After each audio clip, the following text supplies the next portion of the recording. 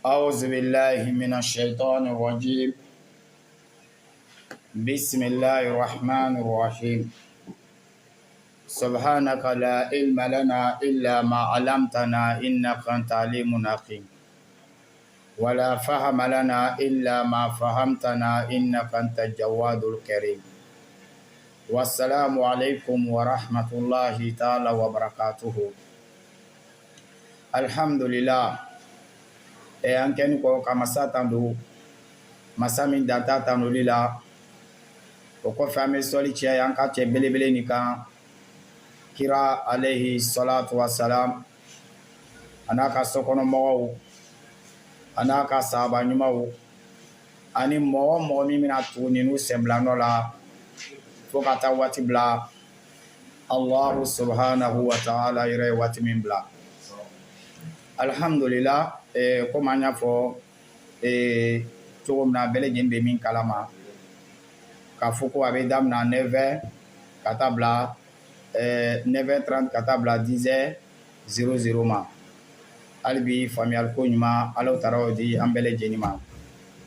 Bi an ka kuma bɛna bori mun de kan o de bɛ sinamusoma 2 mun de ko san bɛ ninnu thème ninnu kɛla an y'a fɔ tuma caman inqazul muslimina min al-shirk ka se ka silamɛw lakunu ka bɔ filankafoya la sabula bi tele na i b'a ye k'a fɔ ko adamadenw de ni gɛlɛya la an bɛ baara jugu na sɔn bɛɛ lajɛlen kɛ o baara jugu ninnu dɔ a caman de bɛ yen i b'a ye k'a fɔ ko a kɛni kɔfɛ a bɛ k'i bolo nimisa ye a kɛni kɔfɛ k'a fɔ k'a bɛ se k'a réparer o t'a la bilen. Wala o de kosɔn a bɛ ɲini an bɛɛ lajɛlen fɛ an ma yɔrɔ ma janya ka bɔ baara jugu fana ma. O kɔfɛ i b'a ye k'a fɔ ko kɔlɔlɔ caman de fana bɛna boli o tigilamɔgɔ yɛrɛ y'a ɲɛnamaya fana kan parce que baara jugu bɛ fɛn dɔ de i b'a dɔn ko ni ka baara jugu kɛ i ni Ala taala tɛ ɲɔgɔn fɛ o bi a ka mɛn ɲa o ɲa Ala a maloya bɛ daminɛ ni dugukolo nin de kɔ ka yan d'abord en va que a balaw tɔ bɛna s'i ma hali cɛmalon na. O de kosɔn an bɛ fɛn fɛn min na an bɛ tubi ka bɔ a la min ye baara jugu kɛ ye. Bi ta an bɛna lɔn nin de la k'a fɔ ko non Ala taala o de kosɔn Ala taala yɛrɛ ko a yɛrɛ ma alimul ghaib ko duguni mɔgɔ t'a lɔn n'a ma kɛ Ala taala kelen pe ye. Wala ko duguni mɔgɔ si tɛ se ka lɔn n'a ma kɛ Ala taala kelen pe ye. O de kosɔn an bɛna don ninnu fila ka kisa min na sinamusoma 2 an bɛna na kuma min kan a bɛna hakili caman di an balimamuso ninnu ma a bɛna hakili caman fana di an bamusow fana ma a bɛna hakili caman fana di an balimamuso an kɔrɔmusow fana ma sabula ni k'a filɛ tile filanin na an b'a la ka mawudu dɔ kɛ an bɛ kuma tiwalata kan tiwalata o bɛ juma de musow bɛ secret minnu utiliser la bi minnu i bɛna ye k'a fɔ ko bi ale de bɛ marché la fan bɛɛ lajɛlen fɛ ale yɛrɛ le ka marché bɛɛ lajɛlen ta bi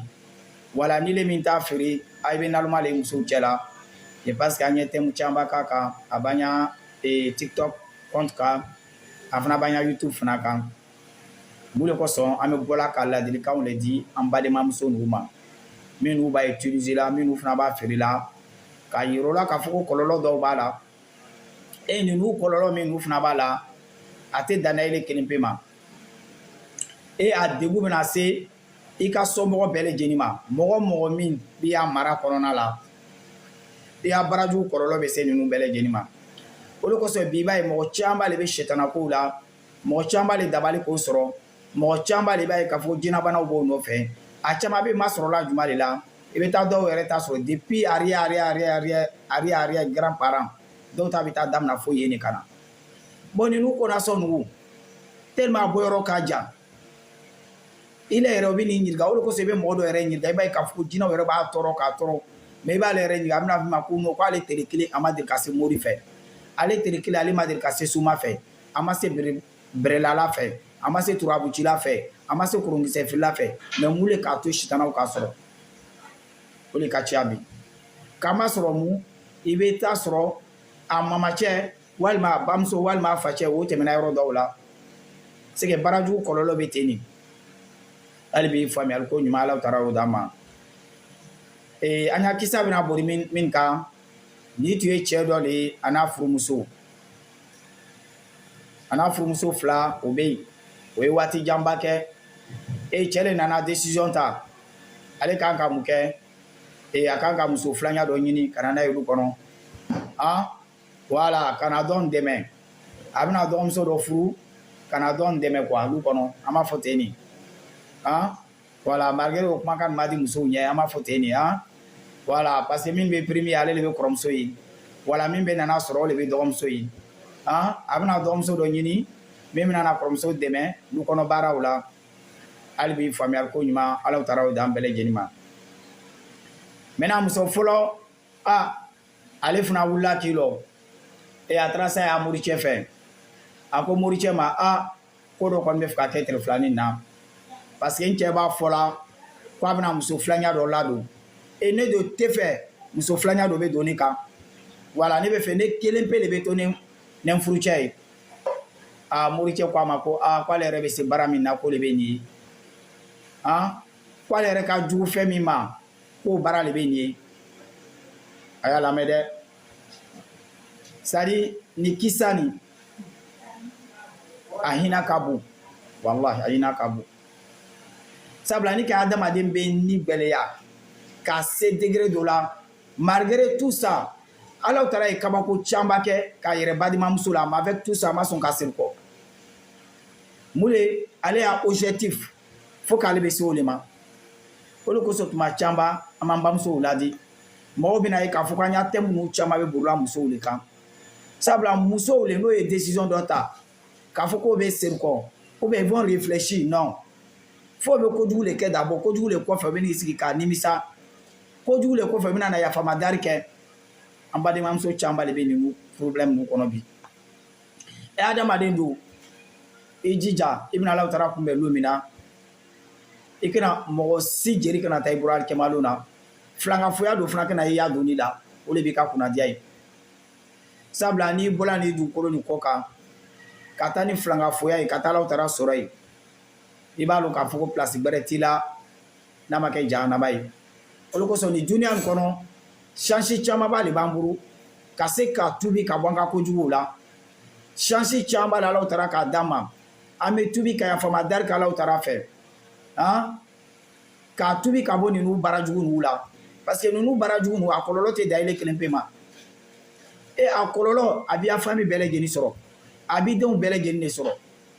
bi mɔgɔ caman bɛ ninnu kɔlɔlɔw de la je pense que n y'o de ɲɛfɔ sisan an bɛna ka video min kɛ tile filanin na n ye video dama dama ta k'o kɛ n'a taara o filɛ TikTok kan a bɛna ye cardinal dɔw bɛ yen minnu bɛ kɛla an balimamusow bolo ni bɛɛ lajɛlen bɔra secret minɛn nin kɔnɔ ko pour des chiens fana bɛ yen sogo fana bɛ san o tobili ni sogo ye k'o di wulu ma o fana bɛ yen pour des séparations o fana bɛ yen mais an y'alu yɛrɛ ma kɛ dabali de wa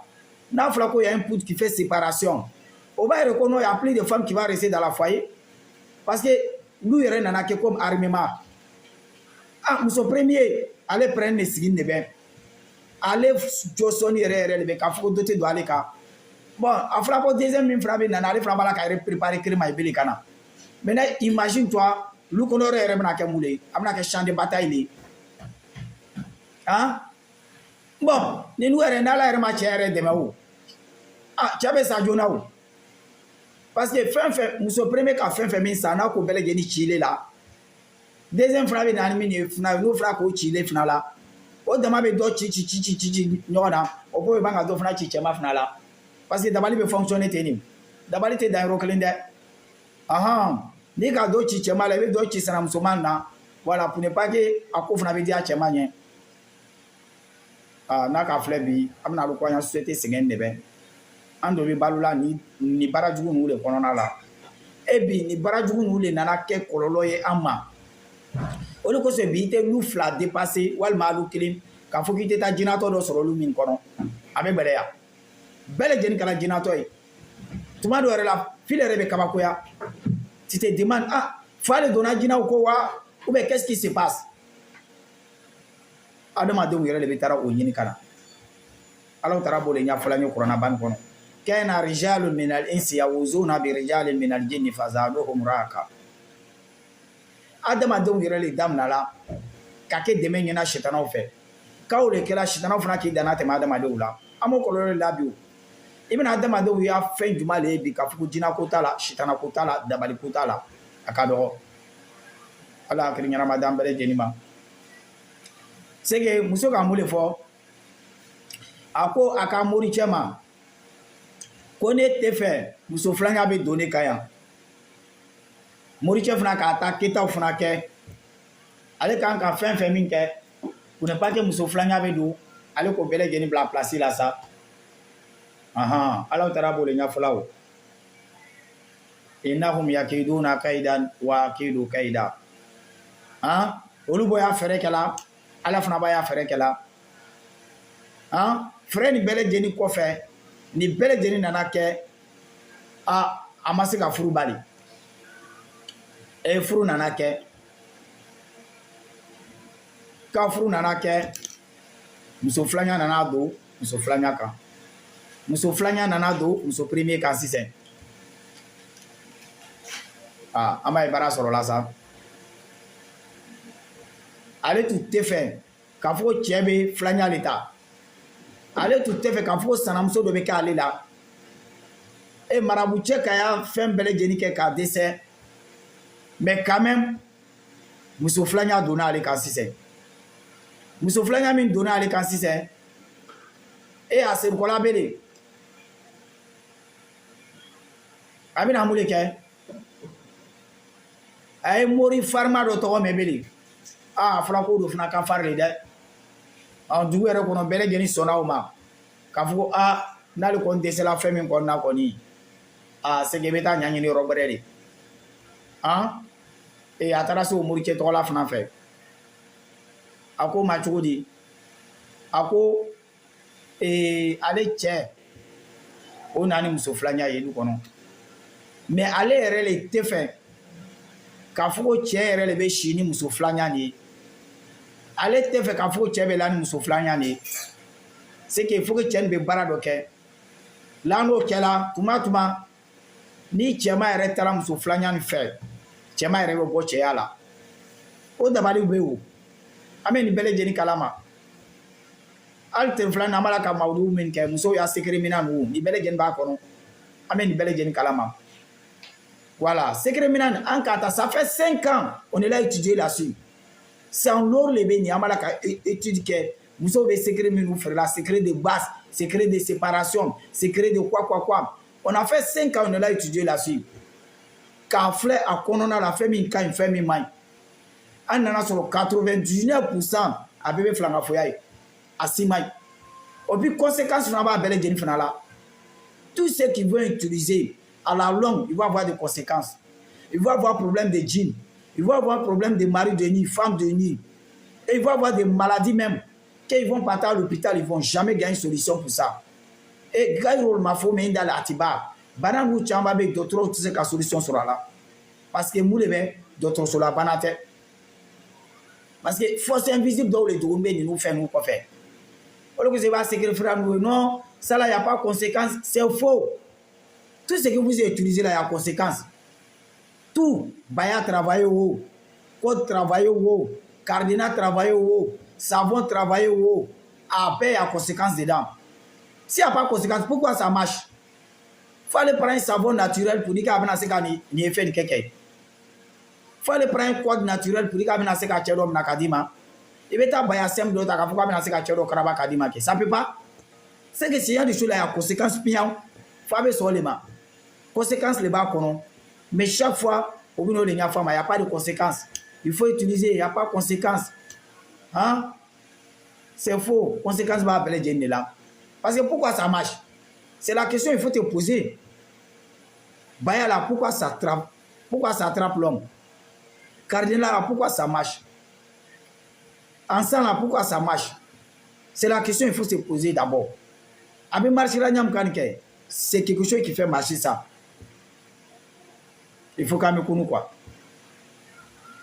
et amena chitana bateau là de abela ko frafina bina se ka bon no la te wa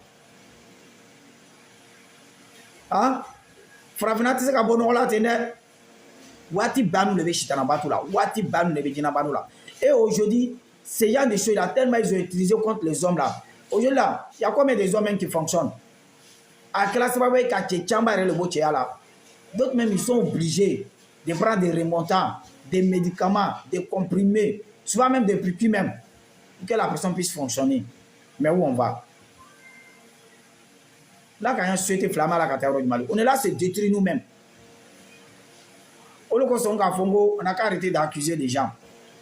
il faut qu'on s'accuse nous-mêmes parce qu'il y a mes fins fermées corona là Fabi m'a qu'est-ce que ça va t'aider au commun alors tu as la il dit tout ce qui nous arrive comme malheur c'est ce que nous on a semé en nous Bruno les bagnes et à travers marabout fait marabout là aussi a fait le travail quand il a fait le travail tout le monde m'a dit qu'il y a un travail en fait il a dormi seulement il doit matin il se réveille il vient pendant combien d'années ils sont dans ça il n'y a rien qui s'est passé en ce monsieur n'a connu parce que pourquoi il y a un travail qui a été fait voilà mais c'est la première le monsieur fonctionne sans problème ah allez nana jatim nakayi ah on dirait konyomuso qui est venu on dirait sous dans foyer là de ou bien elle a quel problème parce que chaque jour elle plaît chaque jour elle est bizarre ça dit elle-même elle a commencé à dépérir même et M. Korban Berala la vieille là elle s'est approchée elle a demandé qu'est-ce qui se passe c'est là maintenant la deuxième va expliquer le problème qu'elle a alors on demande instant barabu qu'elle a dit wallah amena yere makusa fou et puis c'est rien de cela c'est pas facile qu'Allah va nous pardonner wallah ame tout vide on n'a qu'à beaucoup demander à Allah de nous pardonner combien de personnes aujourd'hui que tu vas voir qui n'ont pas fait la sorcellerie qui n'ont pas fait ce genre de pratiques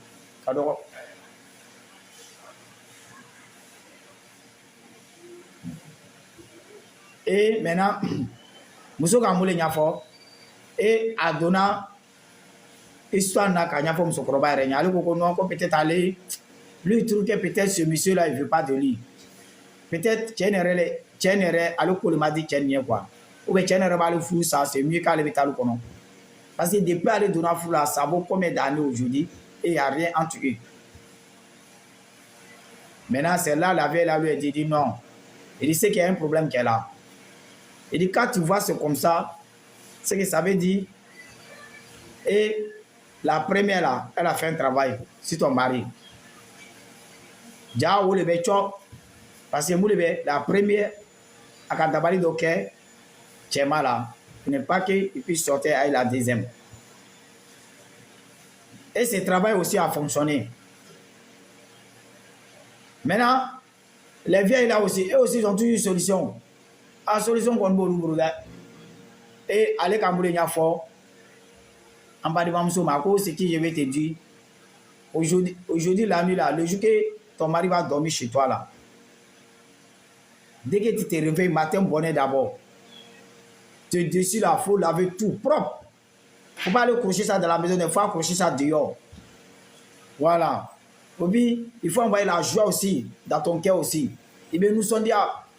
voilà, jusqu'à souvent même là, il faut essayer de chanter un peu même. Voilà, tu fais semblant comme il y a quelque chose qui s'est passé. Et effectivement, la deuxième a adopté ça. Afin qu'on franque, tu es là, fait l'homme là, à Kaya Dissou, Bele Genoukou, Anano Denkrema. Voilà, avec un balai, tabero, balai, femme fla, Bele Genabi, donc il avait une ah, la première dit non, c'est que Bawadji là est gâté. Bawadji qu'elle a fait là, c'est que c'est gâté. Elle est découragée là, si c'est.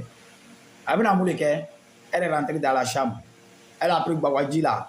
Tellement elle était fâchée, elle a pris Bawadji là, elle a détruit tout, elle a brûlé. Maintenant, elle est qui c'était ça. Parce qu'elle s'est dit que Bawadji là, a massé la chaîne bloquée. Et pendant quelques mois, et il voit, et la deuxième est tombée enceinte maintenant. À Konobola. À Oumakwa là, si c'est. Et à la deuxième lieu, tu vas me dire non, la deuxième elle est enceinte. La première, a voulu la belle.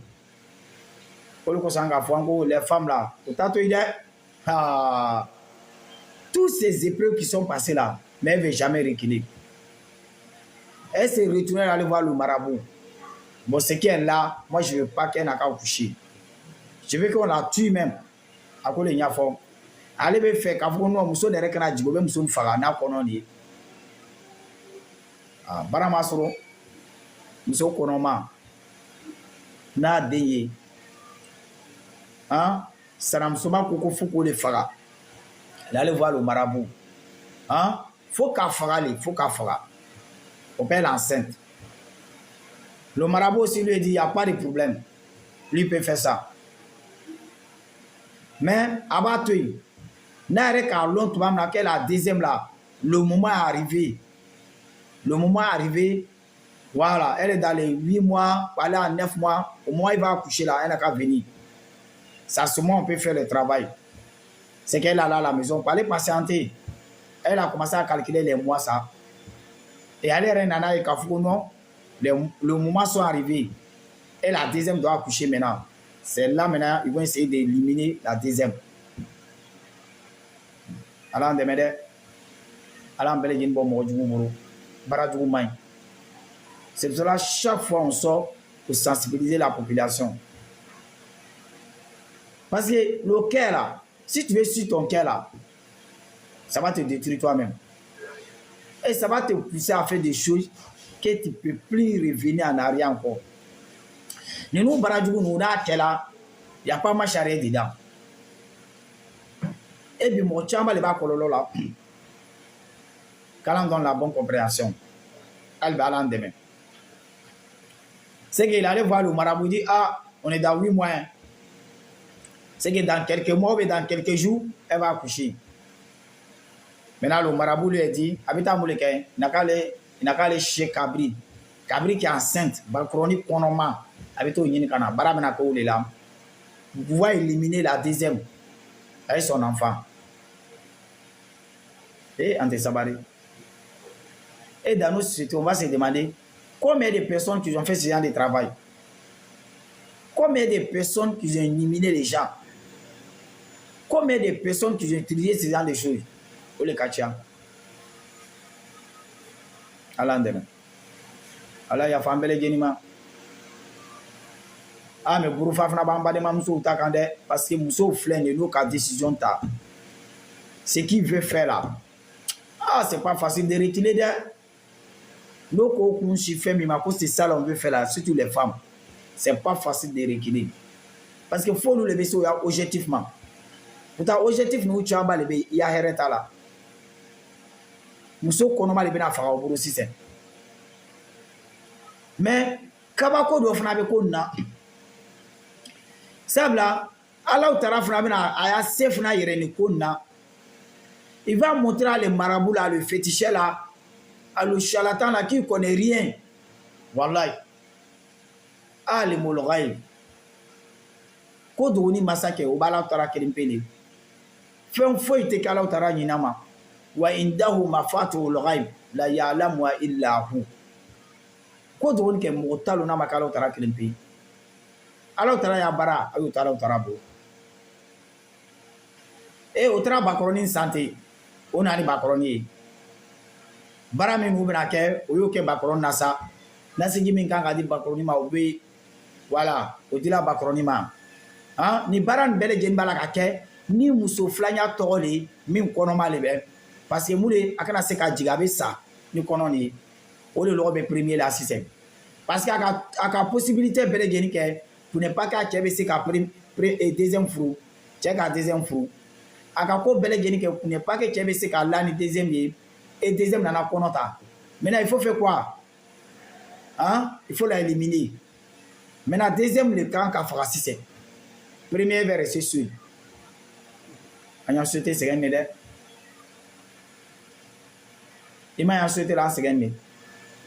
Muso do lui be faire kaye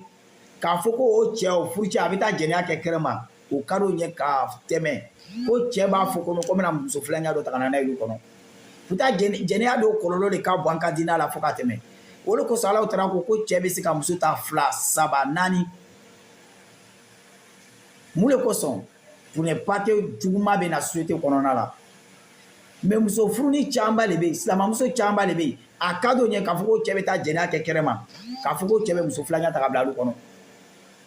maa min taara yɔrɔ jumɛn de ele bɛ silamɛ nasɔn jumɛn de est-ce qu'il yɛrɛ bɛ a diinɛ kalama o bi tu t'imposes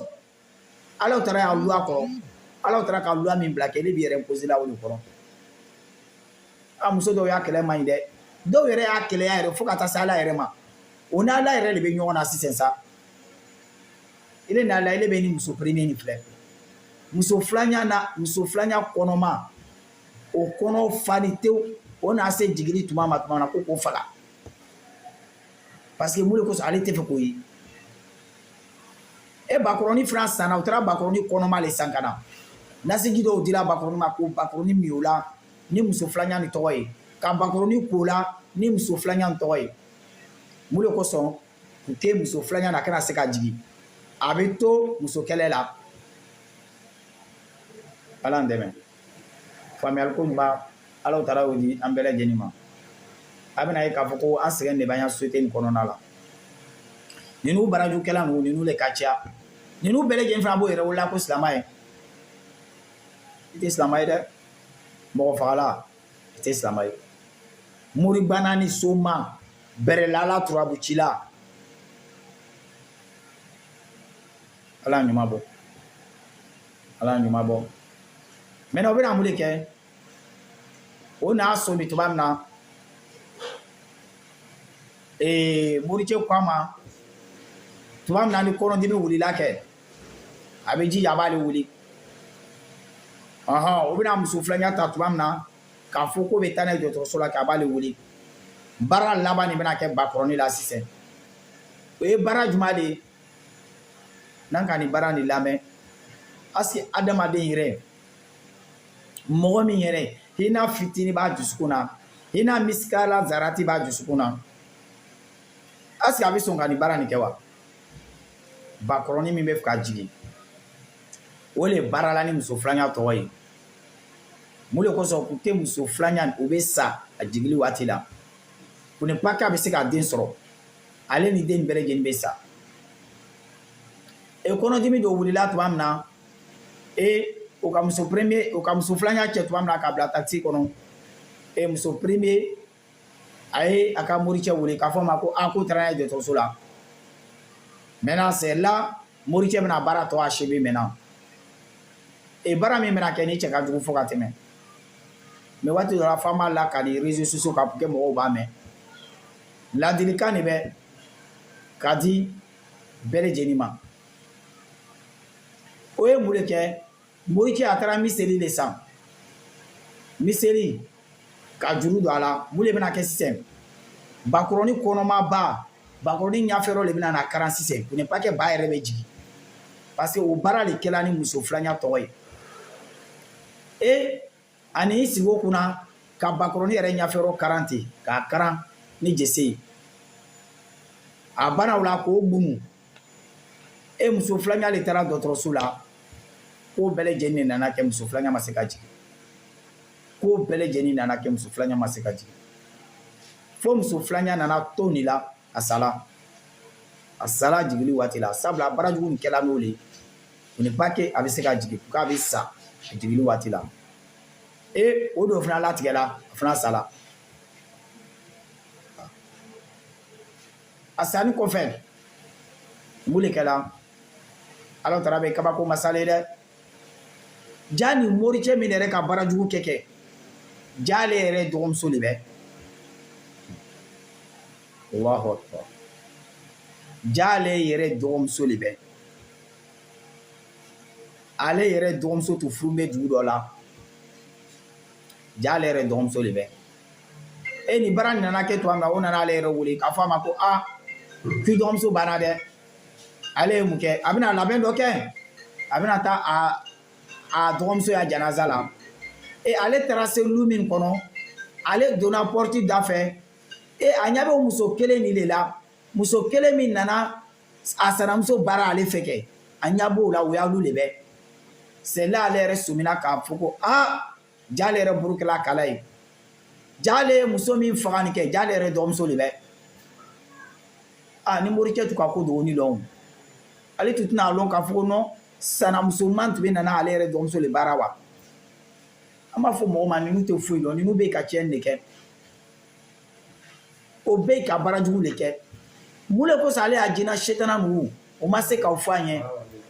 mun de kosɔn ale y'a setanaw ma se k'a fɔ an ye muso filanan min bɛ nana nin a bɛ nana i dɔgɔmuso de baara mun de kosɔn olu ma se k'a fɔ an ye setanaw tɛna nin fɔ an ye o parce que setanaw bɛ fɛ nɔ baara jugu de bɛ marché an kɔni y'a fɔ jina setana ninnu fɛ même n'o ka 100 d'i ma olu bɛna min ta i kun c'est des millions mais ele bɛna 100 de filɛ dɔrɔn a ka ye maintenant moricɛ yɛrɛ ale yɛrɛ nana ye k'a fɔ k'ale dɔgɔmuso don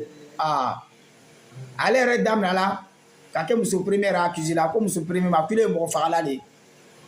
muso première fana ko k'ile yɛrɛ de ka faga dɛ ko ne taara baara kɛ ne de fɛ k'ile de ka faga a ma ye o fila ye disputation daminɛ ten waati dama dama kɔnɔ fa wulila o fila bɛɛ lajɛlen kɔ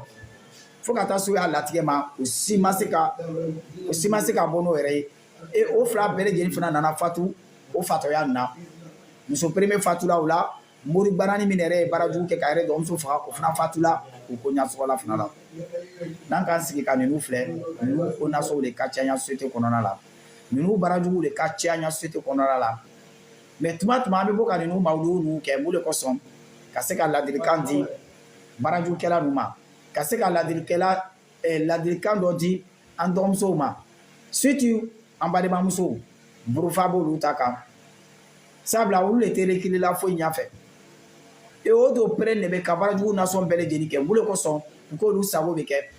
u k'olu y'a laɲini bɛ dafa ɲa min kan o pere de bɛ baara jugu nasɔn bɛɛ lajɛlen na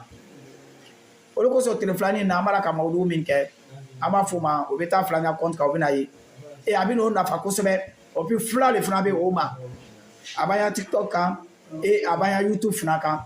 n'o taara ye an b'a la ka thème minnu kɛ o y'a secret ninnu kan secret minnu muso b'o feerela tile filanin ninnu la an b'a la ka thème minnu kan k'a nafa ka bon n b'a fɔ an balimamusow ma a b'an ya TikTok filɛ a bɛ na ye an ye fɛn dama dama ta an b'a la ka kuma o kan a nafa ka bon fo ka tɛmɛ n'a taara an ya YouTube fana kan a bɛna taa ye k'a fɔ k'an kumala ninnu fana kan tuma caman fana an b'an ya numéro di mun de kosɔn pour que a sɛtana bana ninnu a bana kirikara ninnu a bɛ mɔgɔ min ninnu fana la i bɛ se k'an contacter ɲa min kan an bɛ se ka solution fana d'i ma inshallah taala an bɛna lɔ yan komi an ya waati fana sera inshallah c'est que an ya numéro o de bɛ plus 225 le 07 47 04 43